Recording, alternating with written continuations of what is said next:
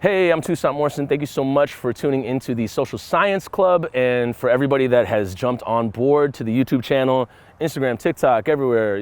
This is going great in a way that I'm finding a way to really sustainably put out stories that I find important and could be of use to you and value to you, and at the same time being of value to the immediate community around me, whether that's here in Minneapolis or even on the internet, wherever you're at.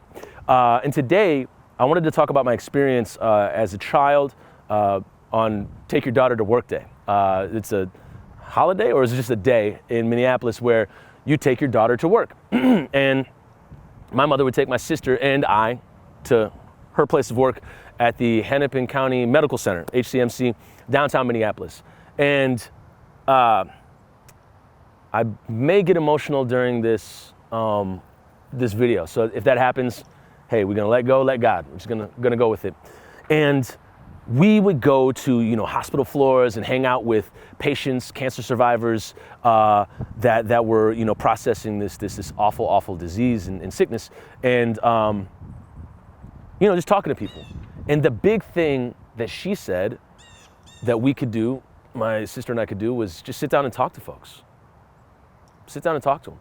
And we did. We would just run around and play games and hide and seek and all this kind of crazy stuff. And I'll never forget this one dude named Willie. He was just hilarious. He was so funny. And I was super young, so I just I found everything he did funny, and he was a funny cat. But the reason why, and this pertains to a lot when we delve into what we find to be useful social science, or just diving into humanity, the lesson behind what my mother was requesting of us was to, just talk to people and be present with them. And in doing that, what we were doing was we were ensuring that they weren't alone. And she said there was a lot of people in the ward that were suffering through cancer alone, and that in doing that, it takes on this double effect of, here I am with the sickness, and here I am with nobody around me to take care of me and talk to me. And the thing my mother always advocated for was for people to go to community groups, circles, talk to folks, and really outreach to community and talk to people, so you knew and they knew that you ain't alone, and you're not going through this alone. You're going through it with other people. Whether they have cancer or not, they're gonna be there with you. And that is a huge thing when we fan out and we look at people going through tough times in their lives. One thing that I find is of immense value is in not going through it alone, and just knowing you're not going through it alone. And that is so huge when we talk about mental health, when we talk about trauma, when we talk about physical sickness, all these things. When you go through it with community, there is a solidarity, and there is a support and uplift in that, where you're like, you know what? I think I can beat this thing. I'm a survivor. I'm gonna, F cancer. We're gonna get through this together.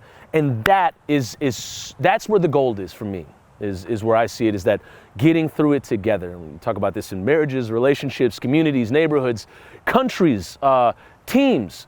It is the solidarity between humans, or the solidarity between people, that helps you get through things. And in showing up to that floor at HCMC as a kid running around, was where we were able to help folks get through that moment in their life. And inversely, in turn, it helped me understand. It helped me understand people going through tough times and going through cancer, and how to better show up, how to better be present with people going through cancer. Because I had no idea, and I think a lot of people have a stigma sometimes of like, ooh, cancer, hey, so how's the weather? And they just don't want to talk about it. But I made a short video on this, and I'll just list these things here again. The 3 things my mother said that you can do, top 3 things in her book. There's many things you can do for people that are going through cancer. One is to be present. One is to listen. Listen to that person, listen to what they're saying, listen to what they're not saying. 2 is to be present. You don't even have to be saying anything. You can just be with that person, and it helps them. And 3, take a look at what they need. A lot of people say, oh, I'll do whatever you want. What do you want? What do you want? What do you want? And it's not about that. It's about what do you need in this moment right now? Because the fight against cancer, mentally, it's minute to minute, hour to hour, it can be day to day. And the time is so paramount. And so asking somebody what they need in that moment is huge and can go a lot longer than you perceive it to go. And so those are the 3 things that my mom told me that you can do to help somebody going through that. So yeah, to find out more about how you can fight cancer and hear testimonies from cancer survivors, you can go to the American Cancer Society's website at cancer.org. Thank you so much for watching this video. We'll see you in the next one.